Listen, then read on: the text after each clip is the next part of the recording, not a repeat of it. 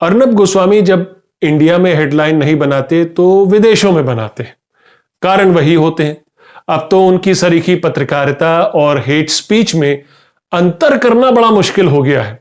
भारत में तो उन पर हेट स्पीच से संबंधित कुछ मुकदमे देश की अदालतों में भी चल रहे हैं, लेकिन अब उन्होंने और उनके चैनल रिपब्लिक भारत ने भी अपने ऐसे ही कुछ कारनामों से विदेशों में भी धूम मचा दी है। यूनाइटेड किंगडम यानी यूके के communication regulator for broadcasting content Ofcom ने अर्नब गोस्वामी की अगुवाई वाले रिपब्लिक भारत चैनल पर 20,000 पाउंड यानी करीब 20 लाख रुपए का जुर्माना ठोका है। और यह जुर्माना इसलिए क्योंकि अपने विवादित शो पूछता है भारत में अर्नब गोस्वामी ने न सिर्फ आपत्तिजनक भाषा का इस्तेमाल किया बल्कि गाली गलौज की भाषा इस्तेमाल की और नफरती स्पीच यानी उकसाने भड़काने वाली बातें कही। भारत के दर्शक तो अर्नब गोस्वामी के इस फन से अच्छी तरह वाकिफ हैं, लेकिन अब दूसरे देशों ने भी अर्नब गोस्वामी के इस एक्स्ट्राऑर्डिनरी टैलेंट को भली भांति समझ लिया है। सरकार और रूलिंग पार्टी बीजेपी की आवाज बनकर वो आए दिन रिपब्लिक टीवी के मंच से विपक्षी पार्टियों से सवाल पूछते हैं और सरकार से सवाल पूछने वालों से पूछते हैं कि पूछता है भारत, लेकिन आज अंतरराष्ट्रीय जगत अर्नब गोस्वामी से पूछ रहा, सवाल कर रहा, उनकी पत्रकारिता को धिक्कार रहा, कह रहा तुम सांप्रदायिक नफरत फैलाते हो, तुम रेसिस्ट नफरत फैलाते हो, बंद करो अपनी ये बकवास। नमस्कार, मैं हूं आपका न्यूज़बाज प्रभात शुंगलू और आज आपके लिए मीडिया का मेरा ये खास शो न्यूज का नॉनसेंस। और आज इस शो में मेरा सवाल आपके लिए, क्या भारत में भी ऑफकॉम जैसी संस्थाओं की जरूरत है? अपने जवाब हां या ना में जरूर दीजिएगा। ब्रिटेन की कम्युनिकेशन रेगुलेटर ऑफकॉम ने बहुत सोच समझकर अर्नब गोस्वामी और उनके रिपब्लिक चैनल पर करीब 20 लाख रुपए का जुर्माना ठोका है। दरअसल अर्नब के खिलाफ इस कदम के पीछे है अर्नब का विवादित शो पूछता है भारत। और यह शो हाल फिलहाल का नहीं है जो विवादों में आया, जिस पर ऑफकॉम ने यह फैसला सुनाया। यह पिछले साल का शो है, पिछले साल सितंबर महीने का शो है। तो ऐसे ही अपने शो में उस दिन अर्नब ने एक बार फिर एक राष्ट्रवादी टॉपिक चुना। वो तो राष्ट्रवादी अपने आप को कहते हैं ना। राष्ट्रवादी टॉपिक कोई भी हो सकता है, मसलन विपक्षी पार्टियों का सरकार के खिलाफ कोई बयान भी गैर राष्ट्रवादी हो सकता है, जो अर्नब बड़े चाव से अपने प्रोग्राम में उठाते हैं, या फिर मसला चीन और पाकिस्तान का भी हो सकता है। तो ऐसे ही उस दिन अपने शो में पूछता है भारत में अर्नब गोस्वामी ने भारत के चंद्रयान 2 मिशन पर चर्चा छेड़ी और इस शो में उन्होंने पाकिस्तान के मेहमानों को भी बुलाया, जोड़ा पाकिस्तान के शहरों से। 3 भारतीय मेहमान थे तो 3 पाकिस्तानी मेहमान भी उस दिन उनके उस मंच पर नजर आए। वो सबको बैठाकर फिर अपना वर्डिक्ट सुनाते हैं ना, कि सुनते किसी के नहीं, बस वर्डिक्ट सुनाता है अर्नब गोस्वामी। लेकिन इस मंच से पाकिस्तान को लेकर जो अर्नब ने अपनी भड़ास निकाली, जो उकसाने वाले भड़काऊ बयान दिए, उसको ब्रिटेन के कम्युनिकेशन रेगुलेटर ऑफकॉम ने पकड़ा ही नहीं बल्कि सजा के तौर पर जुर्माना भी ठोका। ब्रिटेन में रिपब्लिक टीवी के शो पूछता है भारत को दिखाने का licence world wide media network limited के पास है। इसी वर्ल्ड वाइड मीडिया नेटवर्क पर ऑफकॉम ने 20,000 पाउंड यानी करीब 20 लाख रुपए का जुर्माना ठोका है। यह मसला इसलिए भी उठा क्योंकि रिपब्लिक भारत ब्रिटेन में भी देखा जाता है, जहां पर भारतीयों और पाकिस्तानियों, बांग्लादेशियों और दूसरे साउथ एशियन मुल्कों से आए लोगों की अच्छी खासी तादाद सालों से बसी हुई है। वो वहीं के बाशिंदे हो चुके हैं और जो वहां पर मिलजुल कर रहते हैं। अब जो रेगुलेटर ऑफकॉम ने उस शो को लेकर कहा, पूछता है भारत शो को लेकर कहा, वो भी जरा सुन लीजिए। आदेश में ऑफकॉम ने कहा कि शो प्रेजेंटर और उनके कुछ मेहमानों ने कुछ ऐसी बातें कहीं जिससे कि यह लगा कि सभी पाकिस्तानी आतंकी होते हैं। पाकिस्तान के साइंटिस्ट, वहां के डॉक्टर्स, वहां के नेता सब आतंकी होते हैं। इस आदेश में लिखा है कि उस शो में यह बताया गया कि पाकिस्तान के खिलाड़ी भी आतंकी होते हैं।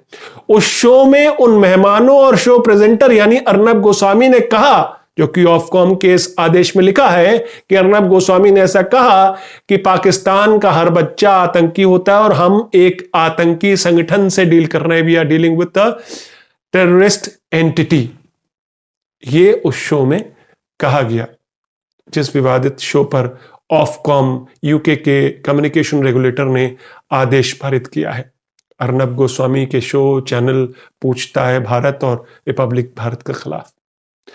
आगे इस आदेश में ऑफकॉम ने यह भी लिखा है कि अर्नब गोस्वामी के उस शो में पाकिस्तानी साइंटिस्टों को चोर बोला गया और पाकिस्तानी लोगों को भिखारी। अर्नब की कही एक लाइन तो इस आदेश में बाकायदा कोट की गई, लिखी, जब अर्नब ने बोला, और ये आदेश में लिखा है कि अर्नब कहते हैं कि हम साइंटिस्ट बनाते हैं, हम यानी कि भारत साइंटिस्ट बनाता है, आप आतंकवादी बनाते हैं। चूंकि उस शो में उनके उस मंच पर 3 पाकिस्तानी मेहमान भी थे, तो उनको संबोधित करते हुए अर्नब ऐसा कह रहे थे। अर्नब के इसी शो में पाकी शब्द का भी इस्तेमाल किया गया। पाकी। ऑफकॉम ने अपने आदेश में कहा है यह भी घोर आपत्तिजनक शब्द है, यह एक रेसिस्ट शब्द है, रंग भेद को मानने वाला शब्द है, आपत्तिजनक है, नहीं बोला जाना चाहिए था, हम इसकी घोर निंदा करते हैं। कुल मिलाकर ऑफकॉम के आदेश में कहा गया कि रिपब्लिक भारत के उस शो पूछता है भारत में ऐसे और इस तरह का बयान हम असहिष्णुता और नफरत की श्रेणी में रखते हैं, क्योंकि महज उनकी राष्ट्रीयता की पहचान पर, उनके पाकिस्तानी होने पर उनके साथ ऐसे असहिष्णु व्यवहार किया गया, उनके प्रति ऐसी नफरती बातें कही गई। इसलिए ये हमारे नियमों का उल्लंघन है, हमारे नियम के अनुसार ये हेट स्पीच है, ये कहना है कम्युनिकेशन रेगुलेटर, यूके के कम्युनिकेशन रेगुलेटर ऑफकॉम का। यही नहीं बल्कि आदेश में यह भी कहा गया, लंबा आदेश है, कि दूसरे पक्ष को अपनी बात रखने का या तो मौका नहीं दिया गया या उनको बार बार टोका गया।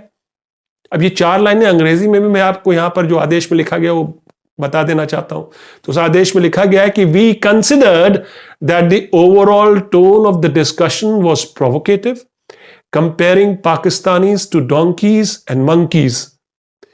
We also noted that Pakistani contributors were repeatedly interrupted and afforded little time to make points which may potentially have provided challenge or context.